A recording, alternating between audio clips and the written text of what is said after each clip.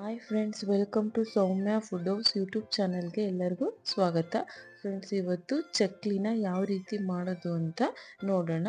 ಇದನ್ನು ನಾವು ಎಷ್ಟು ಈಸಿಯಾಗಿ ಒಂದು 10 ರಿಂದ 15 ನಿಮಿಷಗಳ ಅಷ್ಟರೊಳಗೆ ಮಾಡಬಹುದು ಅಂತ ನೋಡೋಣ. ನೋಡಿ, ಎಷ್ಟು ಕ್ರಿಸ್ಪಿಯಾಗಿ, ಎಷ್ಟು ಗರಿಗರಿಯಾಗಿ, ಅದು ಆಯಿಲನ್ನು ಕೂಡ ಸ್ವಲ್ಪನೂ ಕೂಡ ಅದು ಅಬ್ಸರ್ವ್ ಮಾಡಿಲ್ಲ, ಅಷ್ಟು ಚೆನ್ನಾಗಿ ಕ್ರಿಸ್ಪಿಯಾಗಿ ಚಕ್ಲಿ ಬಂದಿದೆ ಅಂತ.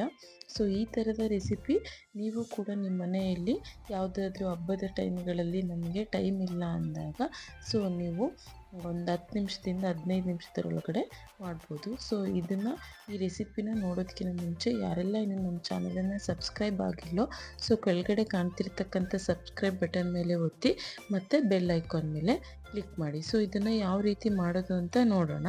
ಮೊದಲಿಗೆ ಇದಕ್ಕೆ ಒಂದು ಮಿಕ್ಸಿ ಜಾರನ್ನು ತಗೋಬೇಕು. ಆ ಮಿಕ್ಸಿ ಜಾರಿಗೆ ಒಂದು 3/4 ಬೌಲಷ್ಟು ಅವಲಕ್ಕಿನ ಹಾಕ್ಕೋಬೇಕು. ಅವಲಕ್ಕಿನ ನೈಸಾಗಿ ಅಕ್ಕಿ ಹಿಟ್ಟಿನ ರೀತಿ ಅದನ್ನು ನಾವು ಪೌಡರ್ ಮಾಡ್ಕೋಬೇಕು. ನೋಡಿ, ಈ ಥರ ನೈಸಾಗಿ ರುಬ್ಕೋಬೇಕು.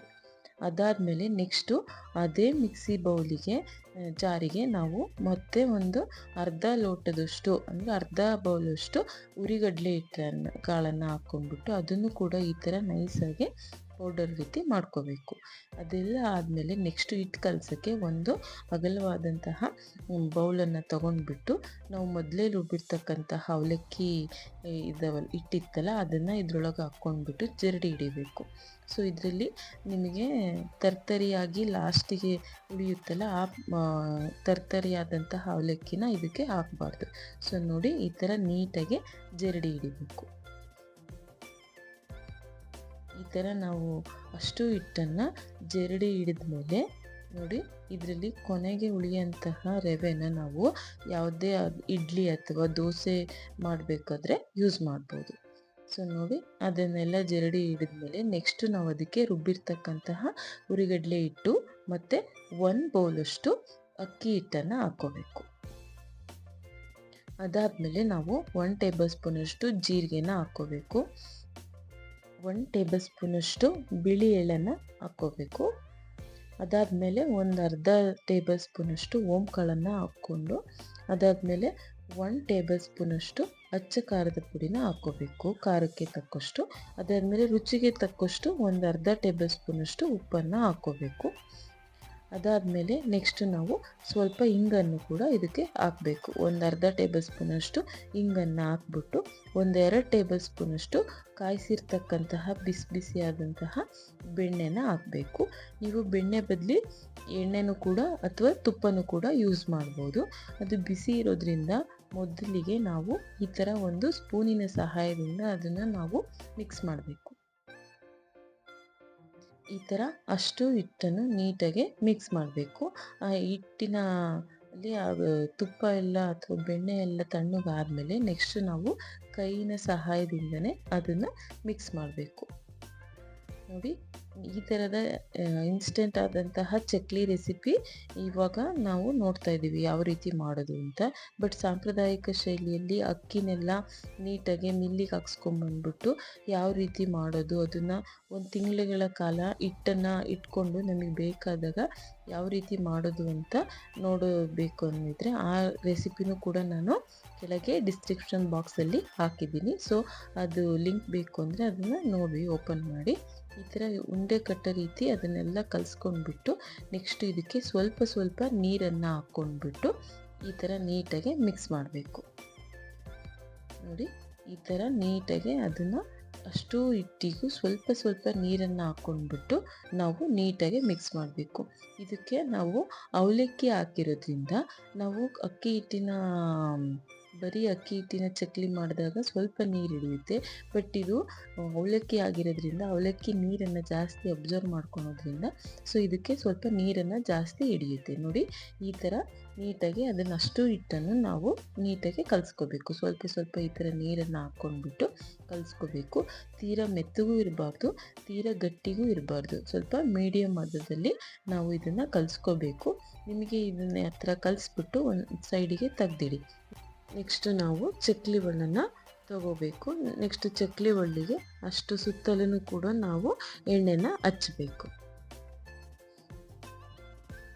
ಈ ಥರ ಮೋಲ್ಡನ್ನು ಒಳಗಡೆ ಚಕ್ಲಿ ಬಿಲ್ಲೆನ ಇಟ್ಬಿಟ್ಟು ನೀಟಾಗಿ ಸುತ್ತಲೂ ನಾವು ಎಣ್ಣೆನಾದರೂ ಆಗಿರ್ಬೋದು ಅಥವಾ ತುಪ್ಪನಾದರೂ ಆಗ್ಬೋದು ಹಚ್ಚಬೇಕು. ಅಷ್ಟು ಸೈಡನ್ನು ನಾವು ಎಣ್ಣೆನೆಲ್ಲ ನೀಟಾಗಿ ಹಚ್ಚಿದ ಮೇಲೆ ನಾವು ಹಿಟ್ಟನ್ನು ತಗೊಂಡ್ಬಿಟ್ಟು ಈ ಚಕ್ಲಿ ಒಳ್ಳಿನ ಒಳಗಡೆ ಇಡಬೇಕು. ನೋಡಿ, ನೀವು ಚಕ್ಲಿ ಮಾಡಬೇಕಾದ್ರೆ ನಿಮಗೆ ಅದು ಗಟ್ಟಿಯಾಗಿ ಅಥವಾ ನಮಗೆ ಇನ್ನೂ ಚಕ್ಲಿ ನೀಟಾಗಿ ಶೇಪಲ್ಲಿ ಬರ್ತಿಲ್ಲ ಅಂದರೆ ನೀವು ಕಲಸಿರ್ತಕ್ಕಂಥ ಹಿಟ್ಟಿಗೆ ಇನ್ನೂ ಸ್ವಲ್ಪ ನೀರನ್ನು ಹಾಕ್ಕೊಂಡು ಕಲಸಿ ಮತ್ತೆ ಈ ಥರ ಚಕ್ಲಿ ಒಳ್ಳಿಗೆ ಹಾಕ್ಬಿಟ್ಟು ಅದನ್ನು ನಾವು ನೀಟಾಗಿ ಚಕ್ಲಿನ ಹಾಕಬೇಕು. ನೋಡಿ, ಇದು ಅವಲಕ್ಕಿ ಚಕ್ಲಿ ಆಗಿರೋದ್ರಿಂದ, ಅವಲಕ್ಕಿ ಹಾಕಿ ಮಾಡ್ತಾ ಇರೋ ಚಕ್ಲಿ ಆಗಿರೋದ್ರಿಂದ ಇದು ಸ್ವಲ್ಪ ನೀರನ್ನು ಜಾಸ್ತಿನೇ ಹಿಡಿಯುತ್ತೆ. ಸೊ ನೋಡಿ, ಈ ಥರ ಮೋಲ್ಡಿನೊಳಗೆ ನಾವು ಕಲಸಿರ್ತಕ್ಕಂತಹ ಅಷ್ಟು ಚಕ್ಲಿ ಹಿಟ್ಟನ್ನು ಹಾಕ್ಕೊಂಡ್ಬಿಟ್ಟು ನೀಟಾಗಿ ಅದನ್ನು ಕ್ಲೋಸ್ ಮಾಡಬೇಕು. ನೀಟಾಗಿ ಅದನ್ನು ಕ್ಲೋಸ್ ಮಾಡಿದ ಮೇಲೆ ನಮಗೆ ಎಷ್ಟು ಸೈಜಿನ ಅಳತೆಯಲ್ಲಿ ಚಕ್ಲಿ ಬೇಕು ಅಷ್ಟು ಸೈಜಿನ ಅಳತೆಯಲ್ಲಿ ನಾವು ಚಕ್ಲಿನ ಒತ್ತಬೇಕು.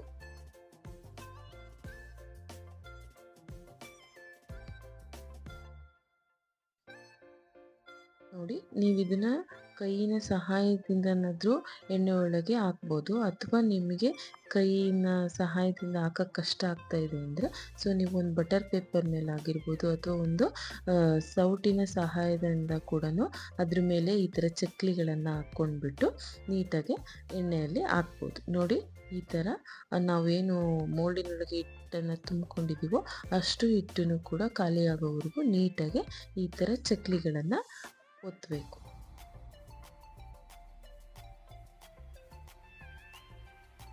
ನೋಡಿ, ನಮಗೆ ಹಬ್ಬಗಳ ಟೈಮಲ್ಲಿ ಸೊ ನಮಗೆ ಅಷ್ಟಕ್ಕೊಂದು ಪ್ರೊಸೀಜರ್ನ ಅಕ್ಕಿ ಎಲ್ಲ ಹುರಿದ್ಬಿಟ್ಟು ಅಥವಾ ಕಾಳುಗಳನ್ನೆಲ್ಲ ತೊಳೆದು ಹಾಕಿ ಮಾಡಿಸ್ಕೊಂಬಂದು ಚಕ್ಲಿ ಮಾಡೋಕ್ಕೆ ಟೈಮ್ ಇಲ್ಲ ಅಂತ ಅಂದಾಗ ಈ ಥರದ ರೆಸಿಪಿನ ನಾವು ಈಸಿಯಾಗಿ ಮನೆಯಲ್ಲಿ ಮಾಡ್ಬೋದು. ಆಮೇಲೆ ಮಕ್ಕಳು ಕೂಡ ಬೇಜಾರಾದಾಗ ಇನ್ಸ್ಟೆಂಟಾಗಿ ಏನಾದರೂ ಬೇಕು ಅಂತ ಕೇಳಿದಾಗ ಈ ಥರದ ರೆಸಿಪಿನ ನಾವು ಮಾಡಿಕೊಡ್ಬೋದು. ನೋಡಿ, ಅಷ್ಟು ಚಕ್ಲಿ ಹಿಟ್ಟನ್ನು ನೀಟಾಗಿ ಈ ಥರ ನಾವು ಒಂದು ಪ್ಲೇಟ್ ಮೇಲೆ ಈ ಥರ ಒತ್ಕೋಬೇಕು. ನಾವು ಈ ಥರದ ರೆಸಿಪಿಗಳನ್ನು ಸ್ವಲ್ಪನೇ ಮಾಡಬೇಕು, ತುಂಬ ಜಾಸ್ತಿ ಮಾಡಬಾರ್ದು. ಏಕೆಂದರೆ ಈ ಅವಲಕ್ಕಿ ಇದೆಯಲ್ಲ, ಇದು ನೀರನ್ನು ಅಬ್ಸರ್ವ್ ಮಾಡ್ಕೊಳುತ್ತೆ. ಅಂದರೆ ಭಾಳ ನೀರನ್ನು ಇಳ್ಕೊಡೋದ್ರಿಂದ ಏನಾಗುತ್ತೆ, ನಾವು ಈ ಥರ ಸ್ವಲ್ಪ ಸ್ವಲ್ಪ ಮಾಡಿಕೊಂಡಾಗ ನಮಗೆ ಈ ಚಕ್ಲಿ ಒಡೆಯೋ ಚಾನ್ಸಸ್ಸು ಇರಲ್ಲ. ಸೊ ನೋಡಿ, ಈ ಥರ ನೀಟಾಗಿ ಕೈಯಿಂದ ಸಹಾಯದಿಂದನೇ ಕಾಯ್ದಿರ್ತಕ್ಕಂಥ ಎಣ್ಣೆ ಒಳಗೆ ಈ ಥರ ನಿಧಾನಕ್ಕೆ ಹಾಕಬೇಕು. ನೋಡಿ, ಈ ಥರ ನಾವು ಮೊದಲಿಗೆ ಯಾವಾಗಲೂ ಎಣ್ಣೆ ಹೈ ಫ್ಲೇಮಲ್ಲೇ ಇರಬೇಕು. ಅದು ತುಂಬ ಕಾದಿರ್ತಕ್ಕಂತಹ ಎಣ್ಣೆ ಒಳಗಡೆ ನಾವು ಈ ಥರ ಚಕ್ಲಿನ ಹಾಕ್ಬಿಟ್ಟು ಹಾಕಿದ ಮೇಲೆ 1-2 ಸೆಕೆಂಡ್ ಆದಮೇಲೆ ನಾವು ಆ ಎಣ್ಣೆನ ಲೋ ಫ್ಲೇಮ್ ಮಾಡಬೇಕು. ನಾವು ಹೈ ಫ್ಲೇಮಲ್ಲಿ ಹಾಕ್ಲಿಲ್ಲಂಗೆ ನೀವು ಎಣ್ಣೆ ಕಾದಿಲ್ದೇ ಹಾಕಿದರೆ ಏನಾಗುತ್ತೆ ಅಂದರೆ ಆ ಚಕ್ಲಿ ಎಲ್ಲ ಕರಗೋಗುತ್ತೆ. ಸೊ ಅದಕ್ಕೆ ನಾವು ಯಾವಾಗ್ಲೂ ಚಕ್ಲಿ ಮಾಡಬೇಕಾದ್ರೆ ಈ ಥರ ಎಣ್ಣೆ ಕಾದಿರಬೇಕು. ನೋಡಿ, ಈ ಥರ ಒಂದು 10 ನಿಮಿಷಗಳ ಕಾಲ ಅದನ್ನು ನಾವು ಮುಟ್ದೇನೆ ಇರಬೇಕು. ಅದಾದಮೇಲೆ ಒಂದು ಕಡೆ ನಾವು ತಿರುಗಿಸಾಕಬೇಕು. ನೋಡಿ, ಈ ಥರ ಎಣ್ಣೆಯಲ್ಲಿ ಅದ್ರ ಮೇಲೆ ಬರ್ತಿರ್ತಕ್ಕಂಥ ಬಬಲ್ಸ್ ಎಲ್ಲ ಕಮ್ಮಿಯಾಗಿ ನೀಟಾಗಿ ಈ ಥರ ಅದು ಬೆಂದಿರಬೇಕು. ನೋಡಿ, ಈ ಥರ ಅದು ಗೋಲ್ಡನ್ ಬ್ರೌನ್ ಕಲರಾಗಿ ಲೈಟಾಗಿ ಇರಬೇಕು. ಆ ಟೈಮಲ್ಲಿ ನಾವು ಇದನ್ನು ಎಣ್ಣೆಯಿಂದ ತೆಗಿಬೇಕು. ನೋಡಿ, ಈ ಥರ ಎಷ್ಟು ಇದನ್ನು ತೆಗೆದ್ಮೇಲೆ ನೆಕ್ಸ್ಟ್ ಅದಕ್ಕೆ ಈ ಥರ ಸೌಟಿನ ಸಹಾಯದಿಂದ ನಾವು ಈ ಥರ ಚಕ್ಲಿನೂ ಕೂಡ ನಿಧಾನಕ್ಕೆ ಬಿಡಬೇಕು. ನಿಮಗೆ ಕೈಯಲ್ಲಿ ಬಿಡೋದಕ್ಕೆ ಕಷ್ಟ ಆಗ್ತಾ ಇದೆ ಅಂದರೆ ಈ ಥರ ಸೌಟಿನ ಸಹಾಯದಿಂದ ನೀಟಾಗಿ ಎಣ್ಣೆ ಒಳಗೆ ಬಿಡಬೇಕು. ನೋಡಿ, ಆ ಬಬಲ್ಸ್ ಎಲ್ಲ ಫುಲ್ ಕಮ್ಮಿ ಆಗೋವರೆಗೂ ನಾವು ಅದನ್ನು ಮುಟ್ಟಬಾರ್ದು. ಅದನ್ನು ನಾವು ಬಬಲ್ಸ್ ಕಮ್ಮಿ ಆಗದೇ ತಿರುವಾಕಕ್ಕೆ ಹೋದರೆ ಏನಾಗುತ್ತೆ ಅಂದರೆ ಅದು ಎಣ್ಣೆಯಲ್ಲಿ ಕರಗೋಗುತ್ತೆ. ಸೊ ಅದಕ್ಕೆ ಎರಡೂ ಸೈಡಲ್ಲೂ ನಿಧಾನಕ್ಕೆ ತಿರುವು ಹಾಕಿದ ಮೇಲೆ ನೋಡಿ, ಆವಾಗಲೇ ಎಷ್ಟು ಬಬಲ್ಸ್ ಎಲ್ಲ ಬರೋ ರೀತಿ ಅದು ಎಣ್ಣೆ ಒಳಗೆ ಫ್ರೈ ಆಗ್ತಾಯಿತ್ತು. ಇವಾಗ ಆ ಎಲ್ಲ ಬೆಂದ ಮೇಲೆ ಇವೆಲ್ಲ ಕಮ್ಮಿ ಆಗುತ್ತೆ. ಸೊ ಆ ಟೈಮಲ್ಲಿ ಈ ಥರದ ಚಕ್ಲಿಗಳನ್ನೆಲ್ಲ ನೀಟಾಗಿ ತೆಗಿಬೇಕು.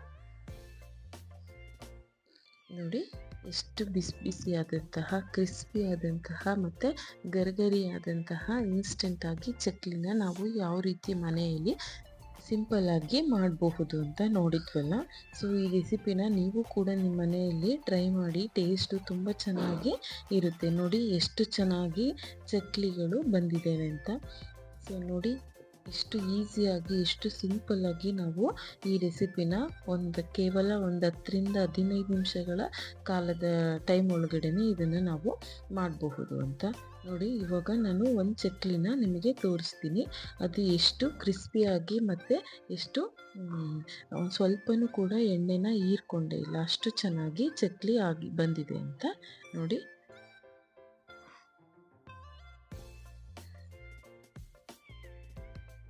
ಎಷ್ಟು ಗರ್ಗರಿಯಾಗಿ, ಎಷ್ಟು ಚೆನ್ನಾಗಿ ಚಕ್ಲಿ ಬಂದಿದ್ದಾವೆ ಅಂತ. ಸೊ ನೀವು ಕೂಡ ಈ ರೆಸಿಪಿನ ನಿಮ್ಮ ಮನೆಯಲ್ಲಿ ಟ್ರೈ ಮಾಡಿ. ಮತ್ತು ಯಾರಿಗೆಲ್ಲ ಈ ರೆಸಿಪಿ ಇಷ್ಟ ಆಯಿತು, ಇನ್ನು ಯಾರೆಲ್ಲ ನಮ್ಮ ಚಾನಲನ್ನು ಸಬ್ಸ್ಕ್ರೈಬ್ ಆಗಿಲ್ಲೋ, ಸೊ ಇವಾಗಲೇ ಸಬ್ಸ್ಕ್ರೈಬ್ ಆಗೋದನ್ನು ಮರಿಬೇಡಿ. Thank you for watching.